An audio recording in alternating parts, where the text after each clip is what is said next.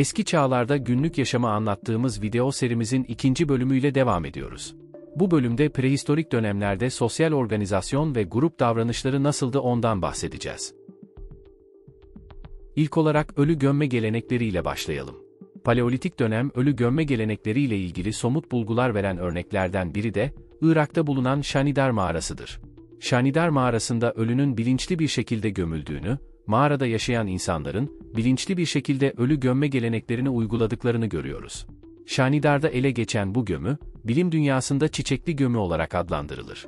Bu gömüyle ilgili yapılan araştırmalarda ölünün bir çiçek yatağı içerisine yatırıldığı ve etrafına da çeşitli ölü hediyeleri bırakıldığı tespit edilmiş. Ölü vücudunun anne karnındaki cenin pozisyonunda yatırıldığını görüyoruz. Bu gömünün engelli bir bireye ait olduğu düşünülüyor. Bu veri bize, engelli bireylerin de Paleolitik dönemde belirli bir yaşa kadar yaşadığını ve dolayısıyla toplumdaki merhamet duygusunun da varlığını göstermiş oluyor. Ölünün etrafına bırakılan mezar hediyelerine baktığımız zaman, burada ölüye bilinçli bir ritüel uygulandığını görüyoruz. Paleolitik dönemde, Orta ve Üst Paleolitik dönemde, dönem insanının ölümün farkında olduğunu ve mezar hediyeleri ile birlikte gömülmesi nedeniyle de, öteki dünya inancının oluşmaya başladığını anlıyoruz. Hatta Üst Paleolitik döneme geldiğimiz zaman bu biraz daha netleşir. Alt Paleolitik dönemde, ölüm ritüellerinde tam bir organizasyon söz konusu değildir. Ancak Orta ve Üst Paleolitik dönemde biz, bu dönemler arasındaki ayrımı net olarak görüyoruz. Ayrıca mezar hediyeleri bize toplumdaki hiyerarşiyi de gösterir. Şanidar mağarasında ölünün hoker pozisyonunda yatırılarak, etrafına öte dünya inancıyla bırakılan hediyelere rastlıyoruz. Peki dönem insanının ölü gömme gelenekleri nasıldı? Ölüler insanların yaşam alanları olan mağaralar ya da sığınakların altlarına, mağaranın girişinde yakmış oldukları ocağın yakınına gömülüyordu. Kısacası insanların yaşamsal faaliyetlerini sürdürdükleri alanlara gömülüyordu. Bu da bize onlardan ayrılmak istemediklerini düşündürür. Ölen yakınlarımdan ayrılmak istemiyorlardı. Onlarla bir bağ içerisindeler. Paleolitik dönemde insanlar, yakınları öldükten sonra duydukları acıyı bir nebze gidermek amacıyla ölülerini yaşam alanlarının içerisine gömmüşlerdir. Bu anlamda bize öte dünya inancını gösteren birçok materyal vardır. Bunlar hayvan kemikleri, hayvan boynuzları, çocukların ellerine bırakılmış çok sayıda ayı kemikleri, sığır kemikleri, çiçekler, takılar var. Bu da bize öte dünya inancının oluşmaya başladığını gösterir. Bu döneme ait mağaralarda ve kayaaltı sığınaklarında yapılan araştırmalar, bize Paleolitik dönem ölü gömme geleneklerinin izlerini, günümüze kadar takip etme şansı veriyor.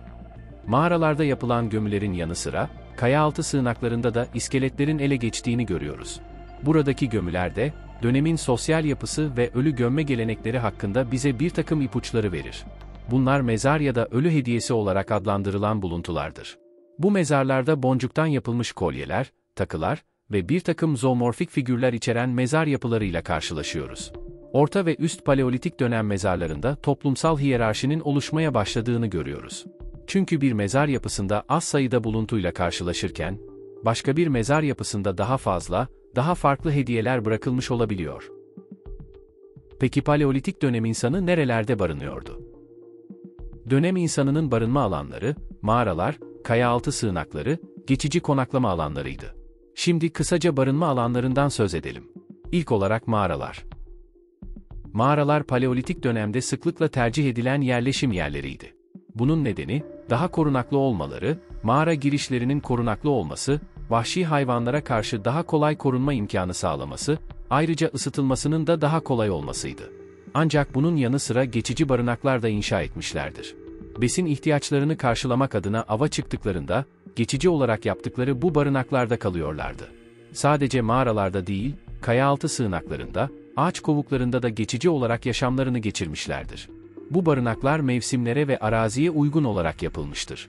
Basit açılan çukurlara yapılmış basit tipte kulübeler olan bu yaşam alanlarının da, yine Paleolitik dönemde oluşturulduğunu görüyoruz. Ancak bu yerleşimlerin, bu kulübelerin, kayaaltı sığınaklarının, mağaraların tercih edilmesinde bir önemli husus daha vardır. Bu önemli husus da, su kenarlarının tercih edilmesidir. Mağaralar dışında kayaaltı sığınaklarının da sıklıkla tercih edildiğini görüyoruz. Bu alanlarda da günlük yaşamlarını geçirmişlerdir. Kayaaltı sığınakları da seçilirken, vahşi hayvan saldırılarından kendilerini koruyabilecekleri, rüzgara, soğuğa, sert iklim koşullarına karşı dayanıklı olabilecek, kendilerini koruyabilecek alanları tercih etmişlerdir. Paleolitik ve Mezolitik dönem insanları, gündelik yaşamlarını sürdürebilmek için açık alanlara doğal barınaklar da inşa etmişlerdir. Bunlar geçici süre için kullanılan geçici yaşam alanlarıdır ve yine su kenarlarına yakın alanları tercih etmişlerdir. Bu alanlar, ağaç dallarından, hayvan postlarından inşa ediliyordu. Açık alandaki faaliyetlerini sürdürürken geçici konaklamaları bittiğinde, mağaralarına ya da kayaaltı sığınaklarına geri döndüklerini biliyoruz. Bu geçici konaklama alanları basit tipte, çok derin olmayan bir çukur açılarak, genellikle oval ya da yuvarlak formda inşa edilmiş yapılardır. Günlük yaşamlarını burada sürdürdüklerine dair belirtiler, hayvan kemikleri, ocak olduğuna dair yanık izleri, ocak külleridir. Yapı malzemesi olarak, ağaç dallarını seçtiklerini ve ağaç dallarının üzerini de hayvan postlarıyla kapatarak korunaklı bir alan yarattıklarını biliyoruz. Paleolitik dönem ile Neolitik dönem arasındaki dönem olarak ifade edilen Mezolitik döneme geldiğimizde, artık hava ılımanlaşmış, iklim koşulları yaşam şartları açısından daha elverişli hale gelmiştir. Ağaç sayısının artmasıyla ormanlar oluşmaya başlamıştır. Ormanlar, dönem insanı için yiyeceklerini temin edebilecekleri yeni ortamlar sağlamaya başladı. Buzullarında erimeye başlamasıyla, karasal sınırlar değişirken, deniz ve nehirlerdeki su miktarındaki artış, balıkçılık faaliyetlerinin ortaya çıkmasını sağlamıştır. Sosyal yapılarına baktığımızda çekirdek aileyle karşılaşmıyoruz. İnsanlar birbirinden bağımsız olarak değil, birbirleriyle iç içe, küçük gruplar halinde yaşamışlar ve bu küçük gruplarda kendilerince bir sosyal organizasyon oluşturmuşlardır. Kimi avcılıkla, kimi toplayıcılıkla, kimi ocaktaki ateşin yakılmasıyla, kimi mağara içerisindeki etlerin kurutulmasıyla, kimi de topladıkları bu yiyeceklerin istiflenmesi depolanması işleriyle ilgilenmiş, yani iş bölümü yapmışlardır. Yaşam alanlarındaki organizasyon ve kurulan bağlar neticesinde, insanlık tarihinde belki de ilk defa kadın ve erkek arasındaki evlilik kurumunun temelleri bu dönemde atılmış olabilir. İnsanoğlu, geçmişten bugüne yaşadığı coğrafya ve iklim koşullarına bir şekilde ayak uydurarak yaşamını sürdürmüştür. Aklını kullanarak bu çetin ve zorlu şartlara uyabilecek ortamlar hazırlamıştır. Bu çerçevede önceleri var olan kaynakları kullanmış, bu kaynakların azalması ya da tükenmeye başlamasıyla da artık kendi üretmeye başlamıştır. İnsanın vazgeçilmezi, barınma ve beslenmedir. Paleolitik ve Mezolitik dönemlerde yaşayan insan toplulukları da bu temel ihtiyaçları, çevresinde hazır bulduğu kaynaklardan temin etmiştir. Avcılık ve toplayıcılıkla karnını doyurup, mağara ve kayaaltı sığınaklarında barınmış, mağaraları bir ev gibi çeşitli alanlara ayırarak tanzim etmiştir. Mağaranın girişine yakın bir yerde ateş yakıp ısınmış, aydınlanmış ve yiyeceklerini pişirmiştir. Mağaraların bulunmadığı ya da yetersiz olduğu yerlerde ise kayaaltı sığınakları, ağaç kavukları veya çeşitli materyallerden yaptığı kulübe ve çadırlarda yaşamıştır. Bu alanlardaki bulgulara baktığımız zaman, ölülerini kendilerince uygun gördükleri ritüeller çerçevesinde gömdüklerini görüyoruz. Bu tür barınakların sayıları Mezolitik dönemde iklim şartlarının iyileşmesiyle daha da artmıştır. İnsanoğlu tarihin ilk döneminden itibaren günümüze kadar hayatta kalma mücadelesi vermiş ve bunu en zor şartlar altında dahi başarabilen bir canlı olarak karşımıza çıkıyor. Bir ayı kadar güçlü, bir kartal kadar keskin gözlere, bir çita kadar hıza sahip olamasa da, çevresindeki canlıların gücüne erişmese de, öncelikle kendini bir şekilde koruma altına almayı başarmıştır.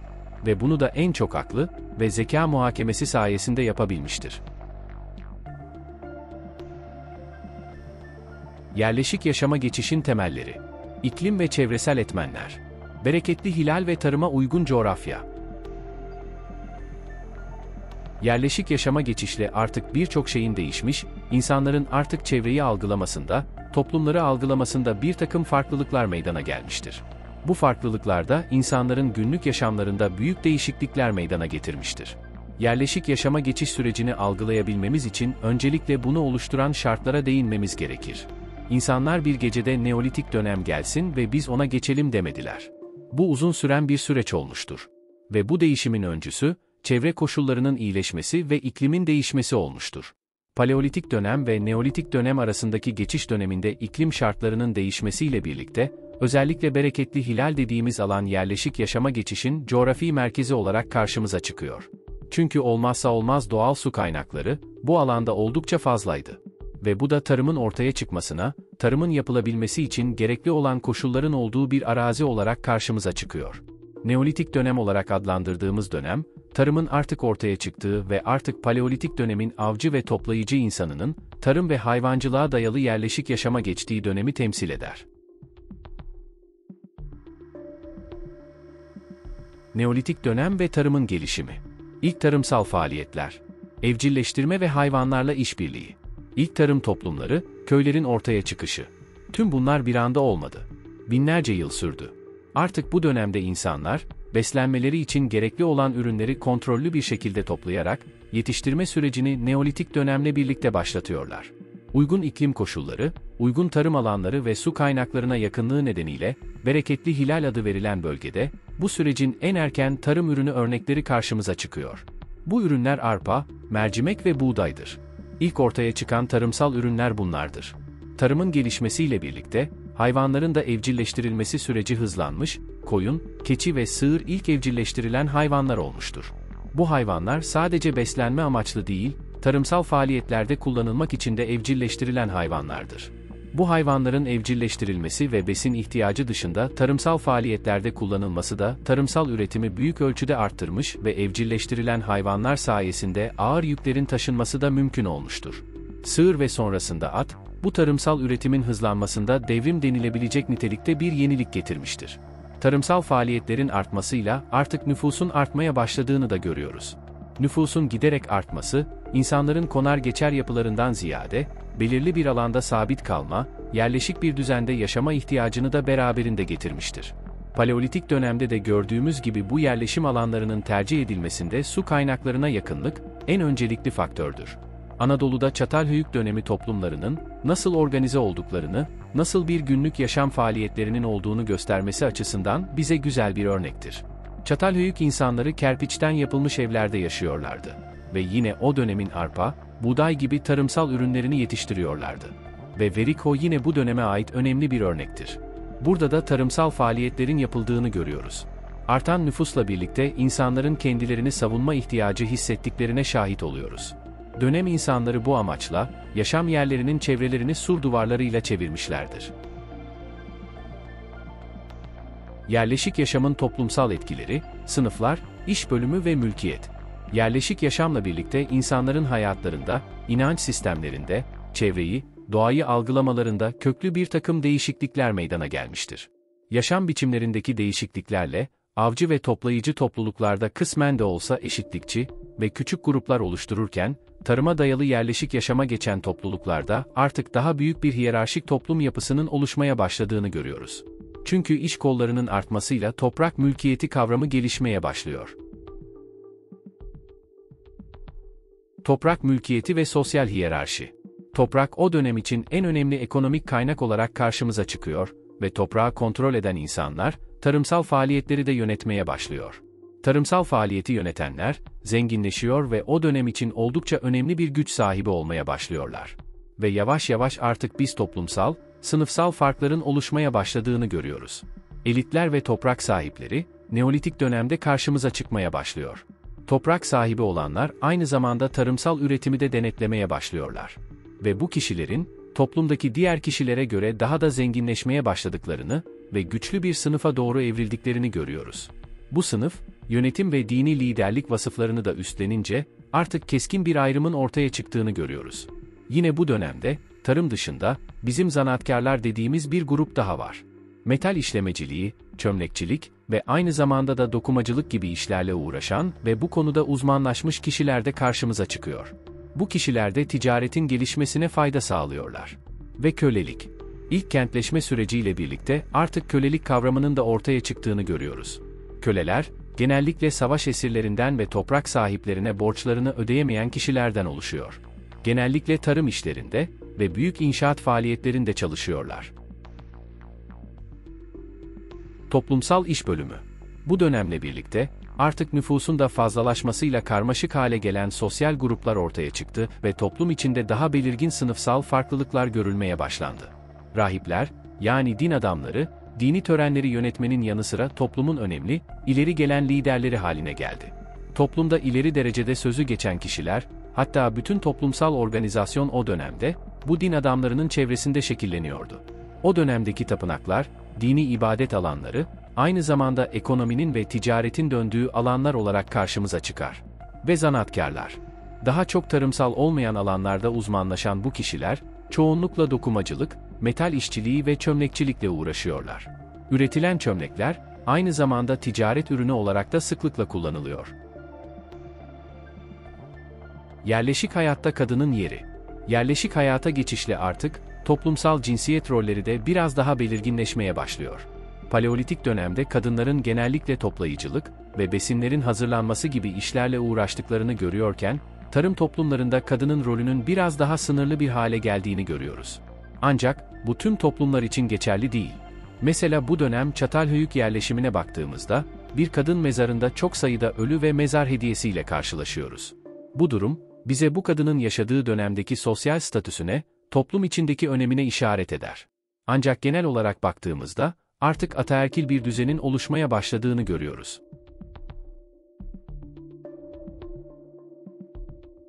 Ticaret ve ekonomik ilişkilerin gelişimi. Tarımsal ürünlerin artması ticareti de beraberinde getiriyor. Başlangıçta bu faaliyetler birbirlerine yakın köylerde yaşayan kişiler arasında olurken, zamanla bu ticaret yollarının genişleyerek daha uzak bölgelerle de yapılmış olduğunu görüyoruz. Bu dönemde Anadolu yerleşimlerinde üretilen kapların, yakın doğuda birçok yerleşim yerinde ortaya çıktığını görüyoruz. Bunun dışında obsidyen, deniz kabukları, farklı tipte taş aletler de, farklı yerleşimlerle, farklı coğrafyalar arasında gitgide yayılmaya başlamıştır. Erken dönem ticaret rotaları başlangıçta daha bölgesel nitelikte iken, zamanla mesafelerin artmaya başladığını görüyoruz. Ticarette taş kaplar, obsidyen, deniz kabukları, ticarimal olarak kullanılmıştır. Bereketli Hilal dediğimiz bölgede de ticaretin yoğun olarak yapıldığını görüyoruz. Zamanla bu yollar daha da uzun mesafeler kat edilerek yapılmıştır. Mezopotamya ve Anadolu arasındaki ticarete baktığımızda, genellikle bakır ve obsidyenin temel ticaret metası olarak kullanıldığını görüyoruz. Anadolu'daki bakır ve obsidyen, Mezopotamya'daki yerleşimlere kadar taşınmıştır. Mısır ve Levant, söz konusu ticareti göstermek açısından örnek olarak verilebilir. Mısırlı tüccarlar, Nil deltasında ürettiği tarımsal ürünlerden kendi ihtiyacı dışındakileri Levant bölgesine kadar taşımıştır. Ekonomik örgütlenme ve pazarlar. Bu dönem insanı üretmiş olduğu tarımsal fazlalıkları, tapınaklar ve depolarda saklıyor, daha sonrasında yeniden dağıtılıyordu. Bu dağıtım ekonomisi, özellikle Mezopotamya'daki büyük şehirlerde oldukça yaygın olarak karşımıza çıkıyor. Yine bu dönemdeki ibadet yerlerinin, tapınakların, sadece insanların inançlarını sürdürdükleri alanlar değil, ekonomik faaliyetlerde de kullanıldığını görüyoruz. Din adamları da bu faaliyetlerde oldukça etkin bir rol oynamışlardır.